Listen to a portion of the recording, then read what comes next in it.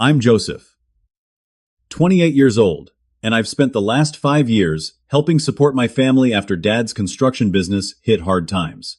Working 60-hour weeks in finance isn't glamorous, but knowing I was contributing to our Hawaii vacation fund made it worthwhile. For 2 years, I've put aside $300 monthly while living in a cramped studio apartment. So, when Dad announced at our family meeting, "The vacation is only for family, not you," followed by everyone's laughter, I felt something break inside me. I just nodded and walked out. Before I continue, where are you watching from today? Hit that subscribe button and join me, because what happened 5 days later changed everything. Growing up in Chicago's Wicker Park neighborhood, we were the quintessential middle-class American family. Dad Richard was his name, but everyone called him Rich, which became ironic later, had built his construction company from scratch. Mom Nancy supported him by managing the books and raising us 3 kids, me, my older sister Melissa, and my younger brother Travis. Our brick 2-story home wasn't fancy, but it was comfortable, filled with family photos and the smell of Mom's famous pot roast on Sundays. I was always the responsible one. While Melissa was the social butterfly and Travis the athlete, I was the kid with the calculator helping Mom balance checkbooks by age 12. Dad would ruffle my hair and say, "This one's going to be our financial wizard someday." Looking back, I wonder if he knew how prophetic those words would become. When the housing market crashed in 2008, Dad's business started struggling. I was 17 then, watching my parents whisper anxiously at the kitchen table late at night, thinking I couldn't hear them. Construction projects dried up overnight. Clients couldn't pay their bills. By the time I left for college, the following year, on a partial scholarship to study finance at University of Illinois, the tension at home was palpable. College was when I first started sending money home. My scholarship covered tuition, but not much else. So I worked 20 hours weekly at the campus bookstore and another 15 at a coffee shop on weekends. I lived on ramen and coffee, sending whatever I could spare home, usually around $200 monthly. It wasn't much, but Mom's grateful voice when she called to thank me made it worthwhile. "You shouldn't be supporting us, Joseph," she'd say, but I could hear the relief in her voice. Dad was different. He'd gruffly thank me, but quickly change the subject. His pride was wounded. Accepting help from his college-age son felt like failure to him. Still, the money went into their account, and bills got paid. After graduation, I landed a job at Anderson Financial Advisors in Chicago's financial district. Entry-level, but with good prospects. I found a tiny studio apartment just 400 square feet with a kitchenette barely big enough to turn around in to keep my expenses minimal. The place was in an older building with temperamental plumbing and neighbors whose arguments I could hear through the paper-thin walls, but it was just 15 minutes from work and, more importantly, cheap. My starting salary was modest, but significantly more than I'd ever earned before. After covering my basic expenses, I continued my habit of supporting my family. Dad's business was slowly recovering, but years of financial strain had left them with damaged credit and depleted savings. So I set up a joint family account in my name, alongside my parents, and deposited $300 monthly, sometimes more when I worked overtime. For emergencies and special occasions, I told them, though, most months they needed it for regular expenses. Dad's business was limping along, taking smaller residential jobs, instead of the commercial projects that had once been his bread and butter. Mom had taken a part-time job at a department store, something that clearly exhausted her after years as a stay-at-home mom. Melissa had moved to Indianapolis after college for a marketing job and sent home what she could, which wasn't much with her entry-level salary and student loans. Travis was still in community college, living at home and working part-time at a sporting goods store. He contributed by covering his own expenses, but not much beyond that. 2 years ago, during a Sunday dinner at my parents' house, I proposed the vacation fund idea. We haven't had a family trip since before. The financial troubles I pointed out, twirling spaghetti around my fork. What if we all put aside a little each month for a big vacation? Hawaii, maybe. The idea lit up the room. Mom's eyes sparkled in a way I hadn't seen in years. Dad leaned back in his chair, a genuine smile spreading across his face as he talked about snorkeling and volcano tours. Even Travis, usually disinterested in family activities, joined the conversation with unexpected enthusiasm. "I've always wanted to try surfing," he said, mimicking the motion with his hands. That night, I increased my monthly contribution to the family account to $600, half for regular support, half earmarked for the vacation fund. I took on additional projects at work, impressing Mr. Anderson enough to earn a small raise. Every extra dollar went toward our Hawaii dream. In the months that followed, I'd ask about the growing vacation fund during family dinners. Mom would proudly announce the total, and we'd all celebrate the milestone. At least twice, I added bonus deposits when unexpected expenses threatened to deplete the regular portion of the fund: a needed car repair for Dad's truck, an emergency dental procedure for Mom. I never mentioned these extra contributions, just quietly transferred the money and restored the vacation portion of the balance. Despite the financial strain and sometimes difficult family dynamics, I genuinely loved my family. Dad's pride and occasional moodiness, Mom's tendency to avoid conflict, Melissa's self-centeredness, Travis's immaturity, they were family with all their flaws. And spending time together in paradise seemed like the perfect way to heal old wounds and create new memories. If only I had known what was coming. The evening of the family meeting felt special from the moment I pulled up to my parents' driveway. Mom had texted earlier, "Big vacation planning meeting tonight. Dad wants everyone here by 6:30. I'm making your favorite lasagna." I stopped at my favorite bakery after work and picked up a pineapple upside-down cake, a little taste of Hawaii, to celebrate our upcoming adventure. The vacation was just 2 months away now, the fund nearly complete, thanks to everyone's contributions, though mine represented almost 60% of the total. The house smelled amazing when I walked in, a mixture of tomato sauce, garlic bread, and the familiar scent of home. Mom bustled around the kitchen in her floral apron, her face flushed from the heat of the oven. She beamed when she saw the cake box. "Oh, you didn't have to bring anything, sweetie." "Thought we could use a tropical dessert for our tropical vacation planning," I said, setting it on the counter and giving her a kiss on the cheek. Dad was in his usual recliner, reading glasses perched on the end of his nose as he scrolled through something on his tablet. He looked up briefly, nodding in acknowledgement of my arrival, before returning to his screen. It was his standard greeting. Not cold exactly, just reserved.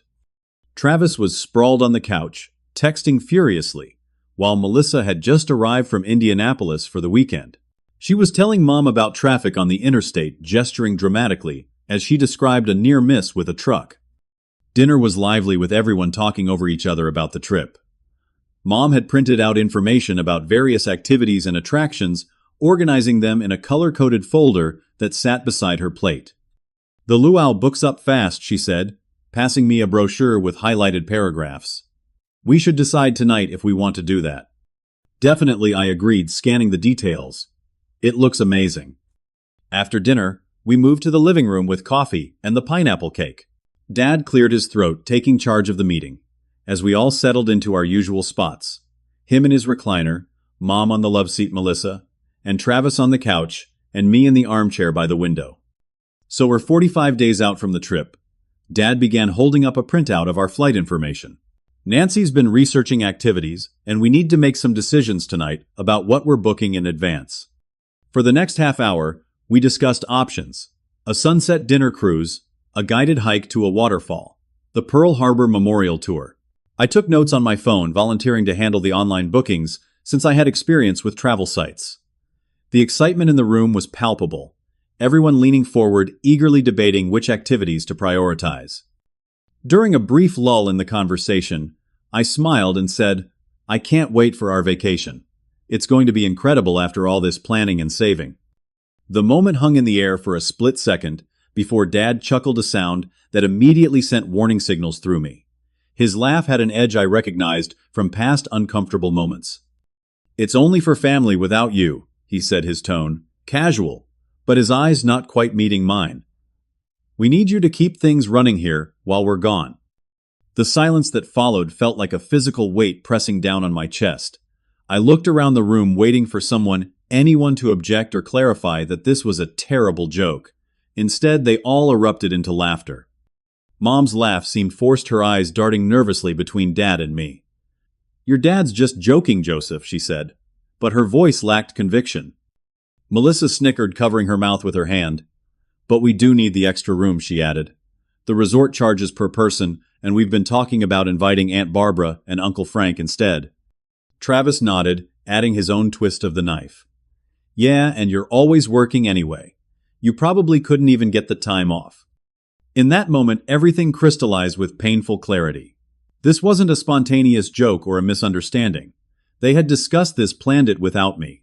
They intended to use the money I'd contributed, thousands of dollars of my money, for a vacation I wasn't welcome to join. And worse, they'd replaced me with extended family members who hadn't contributed a cent.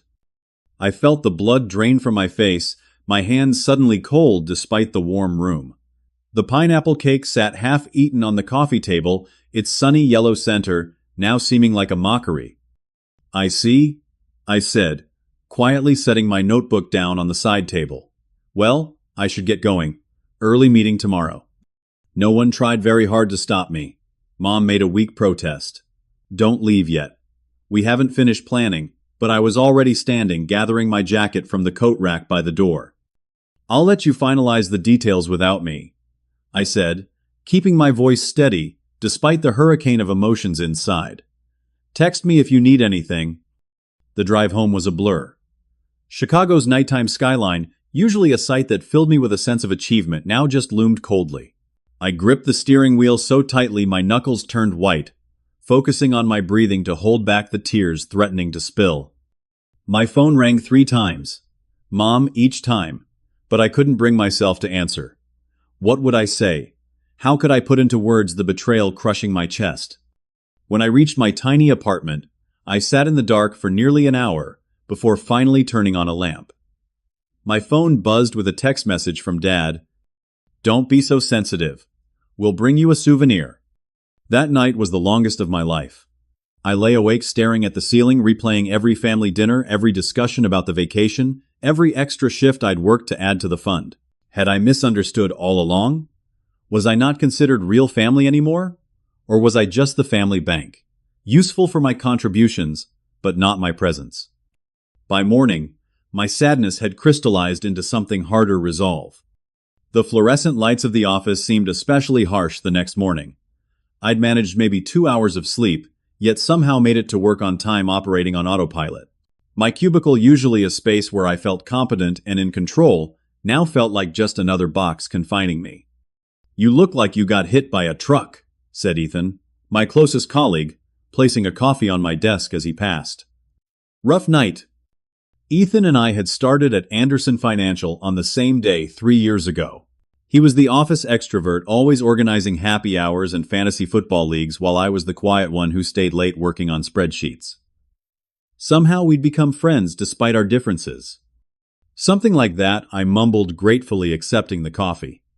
Seriously, man, okay, you never look this wrecked. He perched on the edge of my desk, lowering his voice. Girlfriend troubles? That Rachel girl seemed nice. I shook my head, staring at the computer screen without really seeing it. The words tumbled out before I could stop them. My family uninvited me from the vacation I've been funding for 2 years. Saying it out loud made it real in a way that the sleepless night hadn't. My throat tightened. Ethan's usual smile disappeared. What? Over the next 15 minutes, between sips of rapidly cooling coffee and frequent glances to make sure no one was listening, I told him everything. The family account, my years of financial support, the Hawaii fund I'd primarily financed, and finally last night's humiliating revelation. That's seriously messed up, Ethan said, when I finished, his face a mixture of shock and indignation. You need to confront them, today. Call them out on this bull. No, I interrupted, surprising myself with the firmness in my voice. Getting angry and confrontational won't accomplish anything.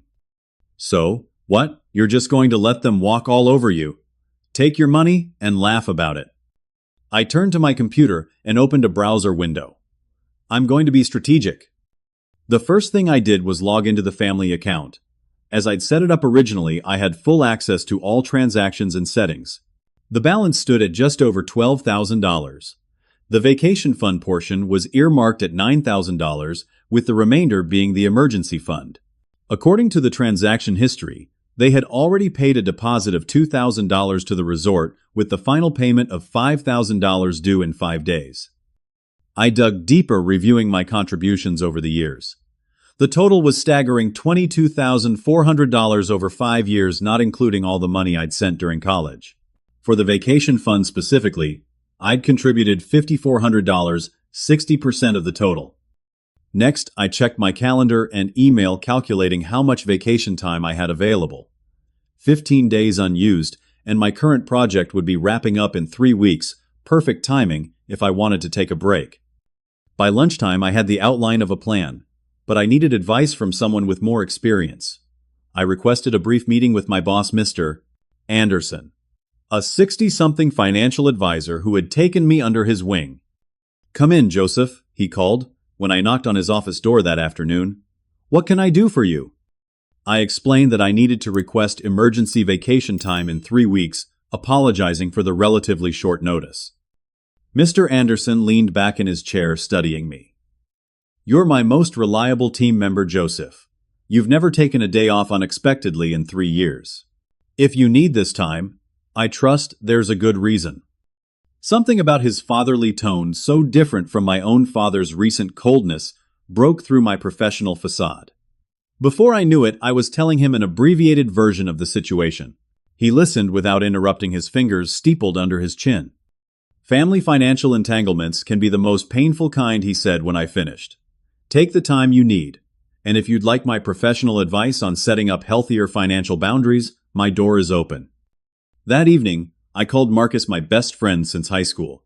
Unlike Ethan's outrage or Mr. Anderson's measured advice, Marcus offered practical support. "Stay at my cabin," he insisted. Marcus had inherited a small lakeside cabin in Michigan from his grandfather. "Seriously, it's empty most of the time anyway. Take a week fish hike, clear your head. No one will bother you there." "I might take you up on that," I said, feeling the first glimmer of something positive since the previous night. Next, I called Rachel, my girlfriend of 8 months. We'd met at a coffee shop when I accidentally took her drink, and she'd been a breath of fresh air in my often stressful life. She listened quietly as I explained what happened then, said exactly what I needed to hear. "You've been enabling their behavior for years, Joseph. It's time to stand up for yourself." "I know," I admitted. "I'm working on a plan."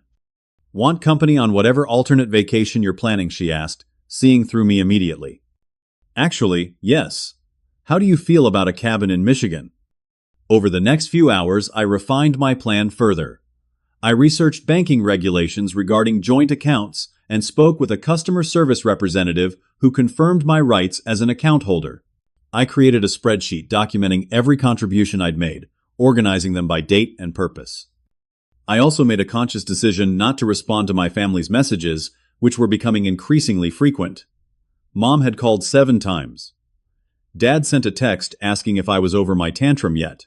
Melissa messaged, asking if I could still book the luau, even if I wasn't going. Travis hadn't contacted me at all. Part of me wanted to confront them immediately, but a cooler, more strategic part knew that waiting until just before the final payment deadline would make my point more effectively. They needed to understand what my support really meant to them, and the only way to truly show them was to temporarily withdraw it. As I finally drifted off to sleep that night, my notebook filled with calculations and plans, I felt something I hadn't experienced in years, the stirring of self-respect. 3 days of silence from me resulted in an avalanche of messages from my family. Each notification made my phone buzz like an angry hornet, each message more manipulative than the last. Mom's texts started concerned, then quickly devolved into emotional manipulation. "Joseph, honey, please call me back. I'm worried about you. Why aren't you answering? Are you trying to worry me on purpose? I didn't raise you to be this selfish. I'm not sleeping because I'm so worried." Dad's approach was more direct. A voicemail left during my workday, his voice gruff with barely controlled anger. "This silent treatment is childish, Joseph. You're 28 years old, not 12. Call your mother before she drives me crazy with her fretting." Melissa's strategy was to minimize what happened, while simultaneously making me the villain. "Mom's really upset because of you. Dad was obviously joking, and you're being way too sensitive. Just call them already." Travis finally broke his silence, with perhaps the most telling message of all. Dad says, "You're just jealous. You can't come, because you've got to work. Whatever, man. Just book the luau for us, before all the spots fill up." I maintained my silence, focusing on work during the day and my planning in the evenings. But on the fourth day, after the family meeting, something happened that crystallized my resolve even further. While checking the family account during my lunch break, I discovered they had increased the vacation budget by another $2,000. There were new charges for premium experiences, a private helicopter tour, a sunset dinner at the most expensive restaurant on the island, upgraded ocean view rooms, all using the fund I'd primarily financed. That same afternoon, Rachel forwarded me an Instagram post from Melissa, a screenshot of browser tabs showing luxury swimwear and expensive sunglasses, with the caption, "Shopping for Hawaii. Can't wait, family vacation, blessed." The blatant disregard for my feelings and my financial contributions strengthened my determination. This wasn't just about a vacation anymore. This was about years of being taken for granted. Later that day, I accidentally ran into my Aunt Barbara at the Starbucks near my office. The encounter revealed even more about how my family was framing the situation. "Joseph," she exclaimed, spotting me in line, "I was hoping I'd run into you somewhere. Your mom said you're too busy with work to join us in Hawaii, but we'll miss you." I nearly choked on my response. She said I was too busy. Yes, something about a big project that couldn't wait. Richard said it was a shame, but that your career has to come first sometimes. She patted my arm sympathetically. "Such dedication, we're so proud of you." The fabricated excuse burned like acid. Not only had they excluded me, but they'd created a convenient narrative that made them look supportive and me absent by choice. "Actually, Aunt Barbara," I said carefully, "there's been a misunderstanding. I was planning to join the vacation until recently. In fact, I've contributed quite a bit to the fund." Her expression shifted from sympathy to confusion. "Oh, I had no idea," Richard made it sound like. "I'm sure he did," I replied, keeping my tone neutral. As she walked away with her coffee looking troubled, my phone rang. It was Uncle Frank, Dad's brother, and perhaps the family member I respected most. He'd always been the voice of reason in family disputes. "Joseph," he said, without preamble. When I answered, "I just got a very strange call from Barbara. What's going on with this vacation business?" I explained everything: my financial support over the years, my contributions to the vacation fund, the family meeting, and the cruel exclusion. There was a long silence before he spoke again. "That doesn't sound like the family I know," he finally said, though his tone suggested he wasn't entirely surprised. "But I've noticed Richard's been different since the business troubles." "Different how?" "Harder. More focused on appearances than reality. Nancy enables it because it's easier than confronting him." He sighed heavily. "Look, what they did wasn't right. No question. But maybe there's a way to keep the peace without letting yourself be walked over." "I'm working on that," I assured him, though my definition of keeping the peace had evolved significantly in recent days. That evening, I texted my mother asking her to drop off a box of my personal items I'd left at their house, some books, an old jacket, and importantly, a small lockbox containing personal documents. I'd realized I didn't want to leave anything at their house that I might need later. Mom arrived at my apartment an hour later, her eyes red-rimmed from crying. She held the box out like a peace offering. "We miss you, Joseph," she said, her voice wavering. "Please, stop punishing the family like this." It was telling that she saw my silence as punishment rather than a natural consequence of their actions. Even now, she wasn't acknowledging what they'd done wrong. "I'm not punishing anyone, Mom. I just needed some time to think about what it was. Just a silly joke that you took too seriously." I shook my head. "Was it also a joke when you told Aunt Barbara I was too busy working to join the vacation? Or when you increased the budget by $2,000 for luxury upgrades using money I contributed?" Her face flushed. We thought, since you weren't responding, you didn't want to be involved in the planning anymore." "Not being involved in planning is different from not being invited at all," I pointed out quietly. She had no response to that. As she turned to leave, I noticed something that hadn't been in the box, a white shopping bag. "What's that?" I asked. "Oh," she said, looking uncomfortable. "It's nothing." But as she shifted the bag, I caught a glimpse of bright fabric inside. Family vacation t-shirts custom made with everyone's names. Everyone except mine. After she left, I sat in my apartment turning my key to the family home over and over in my fingers. Tomorrow was the final payment deadline for the Hawaii trip. The moment of truth was approaching, and with it, a turning point in my relationship with my family. That night, I finalized my plan, double-checking every detail. I'd transfer exactly my contributed portion of the vacation fund, $5,400, to my personal account, leaving their contributions untouched. I'd change the account permissions and add a note. And then I'd wait. As I prepared for bed, my phone chimed with a text from Dad. "We need you to transfer the final payment tomorrow morning. $5,000. The confirmation email will come to you since you set up the account." He hadn't asked if I was okay, hadn't acknowledged any issue. Just expected financial compliance, as usual. I didn't respond, but I did set my alarm for early the next morning. The showdown was coming, and for once, I was ready for it. I woke before my alarm, a strange calm having settled over me during the night. Today was the day, the payment deadline for the Hawaii vacation, and the day I would finally set boundaries with my family. After a quick shower and coffee, I sat at my kitchen table with my laptop, a notepad filled with calculations beside me.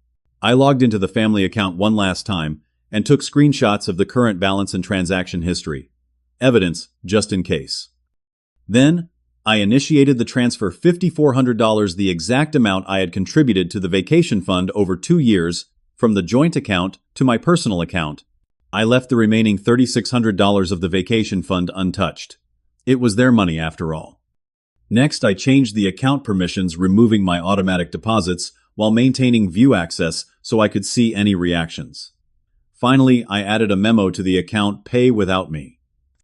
The whole process took less than 15 minutes, but it represented years of delayed boundaries. As I closed my laptop, I felt neither triumph nor anxiety, just a quiet certainty that I was doing the right thing for myself. Rather than waiting for the inevitable calls at home, I decided to go to the bank in person to ensure everything processed correctly. Mrs. Patel, the bank manager, who had helped me set up the account years ago, greeted me with a smile when I asked to speak with her. "I've adjusted some settings on my family's joint account," I explained after we settled in her office. "I wanted to confirm the changes went through properly and understand if there are any implications I should be aware of." She reviewed the account carefully. "Everything looks in order, Mr. Keller. You've removed your automatic deposits, but maintained view access. Is that correct?" "Yes, and I transferred a portion of the funds to my personal account, money that I had contributed specifically for a vacation I'm no longer part of." Something in my tone must have conveyed the situation, because her professional smile softened into something more understanding. "Family financial matters can be complicated," she said diplomatically. "Would you like me to make a note in the system about these changes in case there are any questions?" "That would be helpful, thank you." As I left the bank, my phone began ringing. "Mom?" I let it go to voicemail, then watched as calls from Dad, Melissa, and even Travis followed in quick succession. I silenced my phone and went to work, focusing on finalizing a client proposal despite the knowledge that my personal life was erupting into chaos. At 11:32, Ethan stopped by my cubicle, eyebrows raised. "Your phone's been lighting up non-stop. Everything okay?" "It will be," I replied, surprising myself with how much I meant it. Just before lunch, an email notification popped up on my computer screen. From Nancy Keller, subject emergency, payment error. Joseph. There's a problem with the vacation payment. The final amount was due today, but when I tried to withdraw the money, the account said insufficient funds, even though I can see the money is there. Then I saw your message. What does pay without me mean? Please call immediately. This is an emergency, Mom. I didn't respond.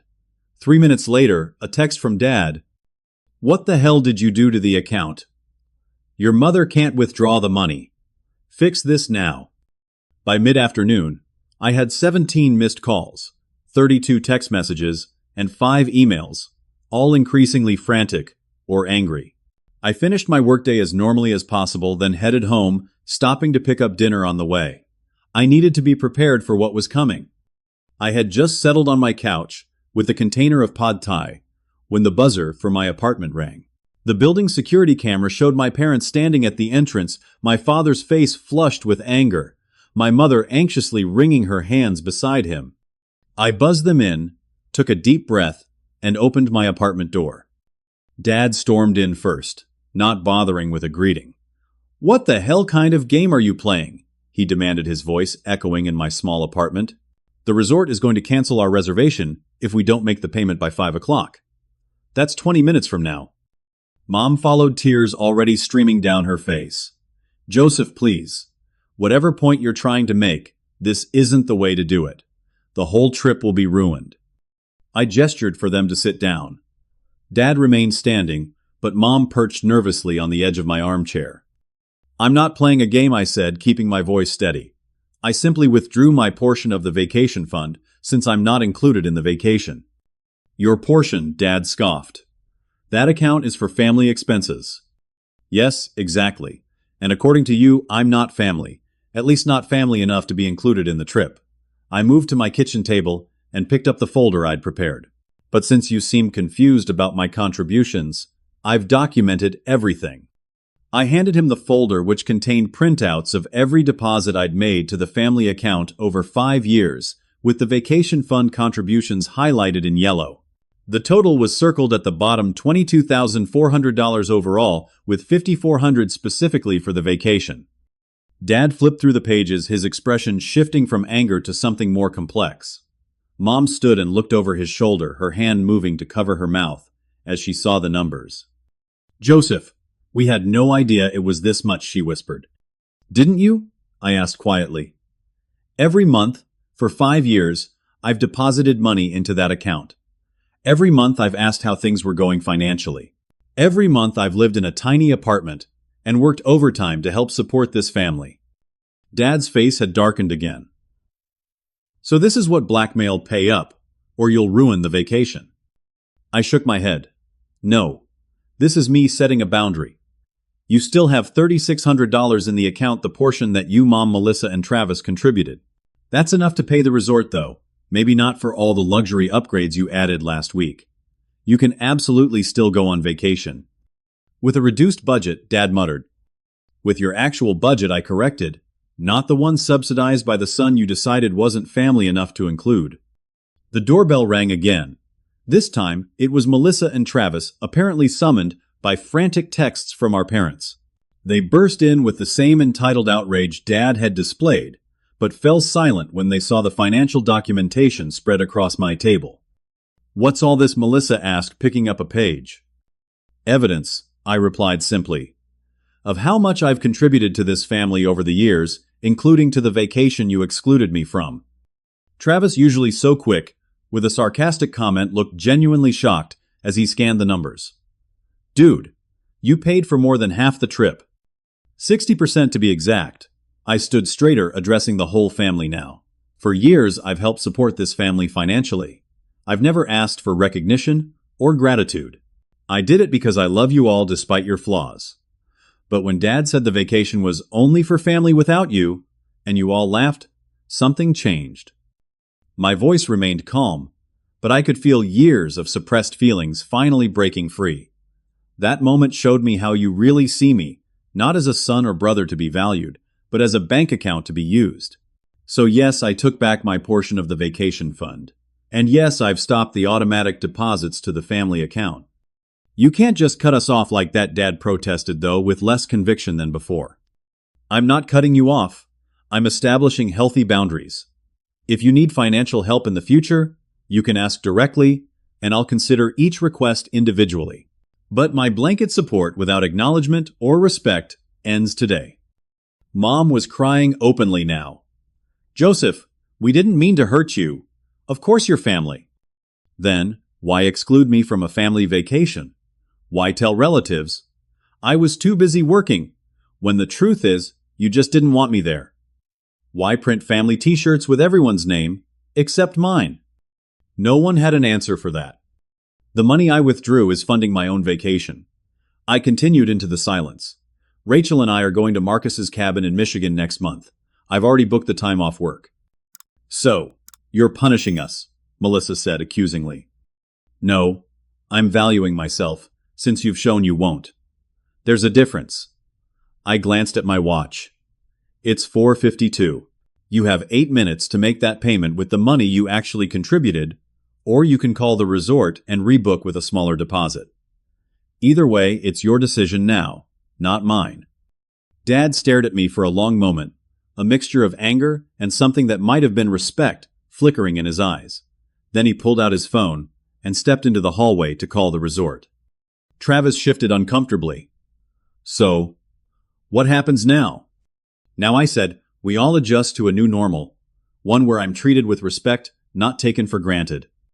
As my family slowly filed out of my apartment 30 minutes later, after Dad had negotiated a payment extension with the resort, I felt a strange mixture of emotions, sadness for the relationships that would never be the same, relief at finally standing my ground, and most surprisingly, hope that maybe, just maybe, this painful confrontation could lead to something healthier for all of us. The days following the confrontation brought a turbulent mix of silence, tentative communication, and unexpected revelations.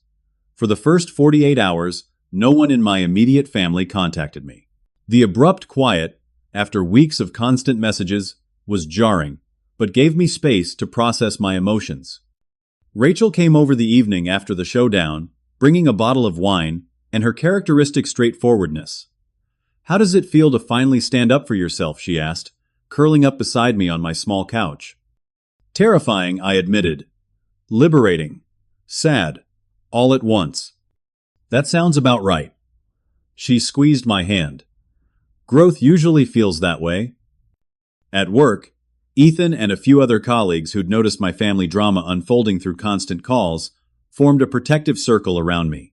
They intercepted non-urgent questions from other departments, brought coffee without being asked, and generally created space for me to regain my equilibrium. "Whatever you did," Ethan said over lunch, 3 days after the confrontation, "it worked. Your phone hasn't lit up once today." I set boundaries, I explained, still testing how the phrase felt in my mouth. Financial and emotional ones. He raised his water glass in a mock toast. About damn time. That evening I received a surprise call from my sister, the first contact from any family member since they'd left my apartment. Her usual confidence seemed diminished, her voice uncharacteristically hesitant. "Hey," she began awkwardly. "How are you?" "I'm okay," I replied, cautious but not cold. "How about you?" "Confused. Ashamed. Take your pick." She sighed heavily. "Look, I owe you an apology. I had no idea how much you've been contributing all these years." "You never asked." "I know. That's part of the problem." There was a pause before she continued. "There's something else you should know. Dad's business isn't doing as well as he claims. He's been using your contributions to cover basic expenses, while pretending to clients and friends that everything's fine. Your money hasn't just been helping, it's been essential." The revelation wasn't entirely surprising, but hearing it confirmed sent a wave of complex emotions through me. Frustration at the deception, concern for my family's financial stability, and a deeper understanding of my father's wounded pride. "Why are you telling me this?" I asked. "Because you deserve the truth. And because I'm sorry for being part of hurting you." She hesitated. "Also, the Hawaii trip is canceled. We couldn't make the numbers work without your portion." Later that night, I received a text from Mom asking if we could meet for coffee the next day. I suggested a cafe halfway between my apartment and their house-neutral territory for what would inevitably be a difficult conversation. Mom looked smaller somehow when she arrived, the confident family matriarch replaced by a woman clearly wrestling with her role in a family crisis. She ordered a chamomile tea and fidgeted with the paper sleeve on the cup before speaking. "I've been thinking about what you said, about enabling Dad's behavior." Her eyes remained fixed on her tea. "It's been easier to go along with things than to challenge him, especially since the business problems started. His pride was so wounded." "I understand that," I said, But protecting his pride shouldn't have come at the cost of treating me like an ATM instead of a son. She winced at the bluntness, but nodded. You're right. I failed you by not speaking up when I should have. When your father made that comment about the vacation, I knew it was wrong, but I said nothing. It was the first genuine acknowledgement from any family member that what had happened was wrong, not just a misunderstanding or an overreaction on my part. The family needs your help, she continued after a pause. Not just financially, though. Yes, that too. But we need your guidance on how to manage things better. Are you asking me to resume the automatic deposits? She shook her head. No. I'm asking for your help creating a real financial plan. One where contributions and expectations are clear and fair. It wasn't quite an apology, but it was a step toward something healthier. That weekend I received a grudging text from Travis' dad's been impossible since you cut off the money. But you had a point about being taken for granted. That wasn't cool. From my father, there was only silence. A silence that spoke volumes about his stubborn pride and difficulty accepting that the family dynamic had shifted. At work, I threw myself into my projects with renewed focus. With the weight of family financial responsibility lightened, I found myself more creative and engaged. Mr. Anderson noticed the change.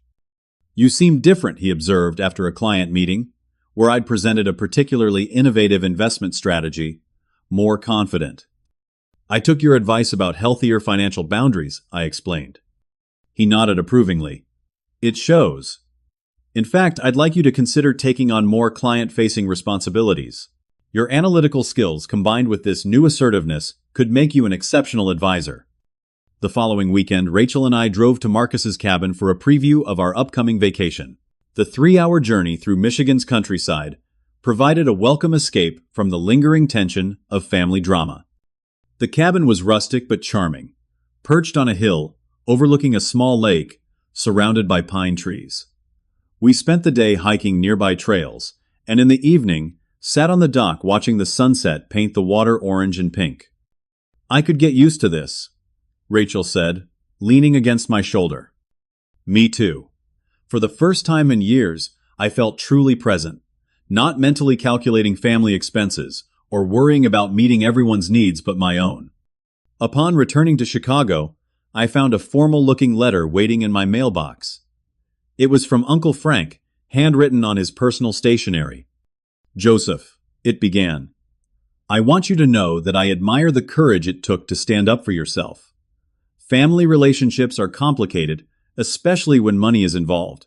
Richard has always been stubborn, a trait that served him well in business, but less so in personal relationships.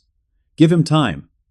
In the meantime, know that some of us recognize your worth beyond your financial contributions. If you ever need to talk, my door is open. The letter brought an unexpected lump to my throat. Having validation from a family member I respected meant more than I'd anticipated. That week I met with a financial advisor not from my firm to avoid any conflict of interest to discuss restructuring my approach to family support. Together, we created a plan that allowed me to help in emergencies without enabling unhealthy patterns. The key, she explained, is transparency and clear expectations on both sides. No more open-ended support without accountability. As I implemented these changes, I watched my bank account grow for the first time in years. The money that had previously gone automatically to my family now accumulated in my own savings. I began researching apartments in better neighborhoods, allowing myself to consider upgrades I'd always denied myself while supporting everyone else. Through it all, I maintained limited contact with my family, brief cordial texts with Mom and Melissa, occasional messages with Travis, while giving my father the space his pride seemingly required.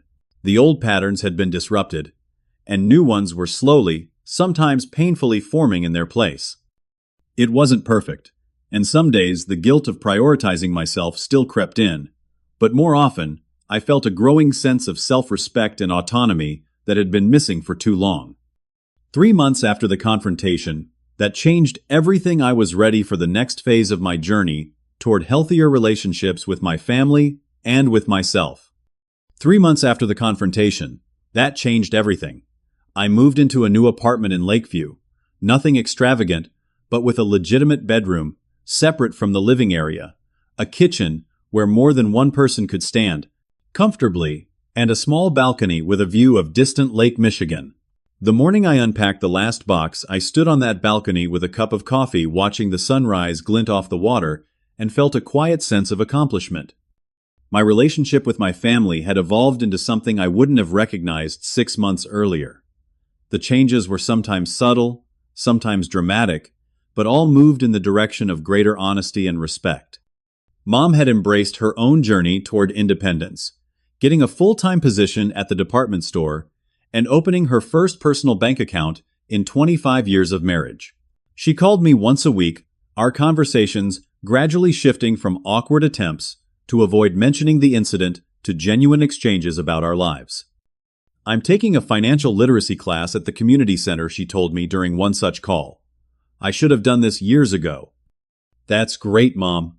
I'm proud of you." "Well, you inspired me.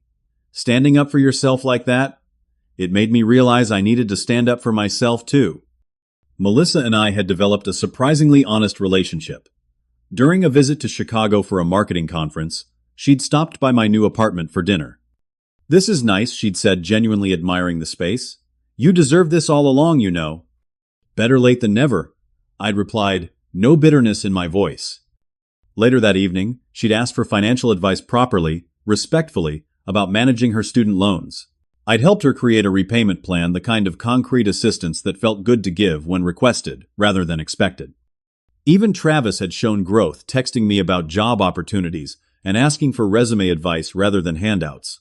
When he secured an entry-level position at a sporting goods distributor, I sent him a gift card for a professional wardrobe support offered freely, not taken for granted.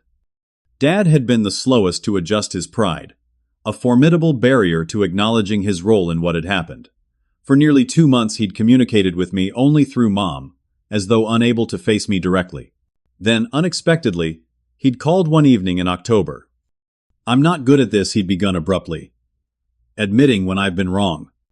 I'd waited, giving him space to continue at his own pace. "The business has been failing for years," he'd finally admitted. "I kept thinking I could turn it around if I just worked harder, found the right clients. Your money kept us afloat, but I couldn't bear to tell you how bad things really were. It felt like failure.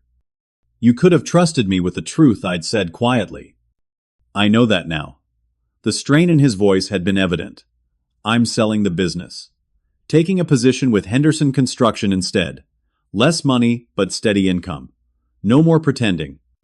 It wasn't quite an apology for how he'd treated me, but it was a monumental admission from a man who'd built his identity around being the provider, the successful businessman, the family patriarch. Beyond my family, other aspects of my life had flourished as well. At work, Mr. Anderson had followed through on his promise of more responsibility, assigning me to work directly with some of the firm's most valuable clients. My newfound confidence translated into more effective client relationships and a substantial raise during my annual review. "You've always had the technical skills," Mr. Anderson had noted during our review meeting. "Now you have the presence to match. That's a powerful combination in this industry." My friendship with Ethan had deepened through the whole experience. He'd been there for the worst moments and celebrated the victories with me, however small. "Remember when you used to apologize for taking the last donut in the break room?" he'd joked recently. "Now look at you turning down client dinner invitations if they conflict with your personal plans. Growth, man. Love to see it." Perhaps the most meaningful development had been with Rachel. Our relationship had strengthened through the family crisis, her unwavering support giving me courage when mine faltered. Our trip to Marcus's cabin had been everything I'd hoped: peaceful. Mornings fishing on the lake, afternoons hiking through forests ablaze with fall colors, evenings by the fire pit, talking about everything and nothing. "I've never seen you this relaxed," she'd observed one evening, the firelight flickering across her face. "It suits you." For the first time, I'd allowed myself to consider a future with someone, marriage. Perhaps children, someday, without the crushing weight of financial responsibility for my extended family. The new family financial arrangement was transparent and balanced. I'd worked with my financial advisor to set up a separate emergency fund for family needs with clear guidelines for its use. Everyone contributed according to their means, and withdrawals required discussion and agreement. My parents, Melissa, Travis, and I held monthly video calls to review the fund's status and address any potential needs before they became crises. During our most recent call, Dad had surprised everyone by suggesting we plan another family vacation, a more modest one that we can all afford equally. And everyone is invited, of course. The statement had been followed by an awkward silence, the memory of the Hawaii debacle still fresh. Then Travis had laughed. Maybe we start with a weekend camping trip before jumping back into tropical vacations. We'd all chuckled, the tension broken. Even Dad had smiled ruefully, acknowledging the sensitivity of the topic. This evening, I'd invited my parents, Melissa, who was in town again, and Travis for dinner at my new apartment, the first time we'd all been together since the confrontation. The atmosphere was tentative at first, everyone carefully avoiding potential landmines in conversation. But as we shared the meal, I'd prepared nothing fancy, just a hearty lasagna similar to Mom's recipe. The old familiar rhythms of family began to resurface, modified now by new awareness and respect. After dinner, as we sat in my living room with coffee and store-bought cheesecake, Dad cleared his throat. "I think there's something that needs to be said," he began, his voice unusually subdued. All conversation stopped, everyone's attention turning to him. "Yosef, what happened with the vacation? The way we treated you? It was wrong. I was wrong." The simple admission hung in the air, powerful in its rarity. "For years you supported this family without complaint," he continued. "You lived in that tiny apartment, worked overtime, never asked for recognition, and instead of gratitude, I, took you for granted. Worse than that, I excluded you when you deserved to be honored." Mom reached over and squeezed his hand, encouragement in her eyes. "I'm sorry," he finished simply. "Truly sorry." The words I'd never expected to hear from my proud father washed over me, healing places inside I hadn't realized were still wounded. "Thank you," I said quietly. "That means a lot." We didn't belabor the moment, that wasn't our family's way, but something fundamental had shifted. As the evening continued, conversation flowed more easily, genuine laughter occasionally breaking out. It wasn't perfect, but it was authentic in a way our interactions hadn't been for years. Later, after everyone had left and I was washing dishes, I reflected on the journey of the past months. The pain of that family meeting had been excruciating, but necessary, the catalyst for change that might never have come otherwise. By standing up for myself, I'd not only changed my circumstances, but created space for everyone in my family to grow. The relationships weren't fully healed, that would take more time and continued effort from all sides. But they were healthier, more honest, built on mutual respect rather than unspoken expectations and taken for granted support. As I dried the last plate and looked around my new home, modest, but mine chosen for my needs rather than sacrificed for others, I felt a profound sense of peace. The journey from enabler to self-advocate had been difficult, but the lessons learned were invaluable. Real love includes respect. Healthy giving comes from choice, not obligation. And sometimes the kindest thing you can do for others and yourself is to set clear boundaries. What would I tell my younger self? The one who started sending money home during college, setting the pattern for years of financial enabling, that your worth isn't measured by what you provide, that helping others shouldn't come at the cost of helping yourself, that real family supports each other's growth even when it's uncomfortable. Have you ever had to stand up to family members who took you for granted? What boundaries did you set, and how did it change your relationships? Share your experiences in the comments below. If this story resonated with you, please hit that like button and subscribe for more real-life stories about navigating difficult family dynamics.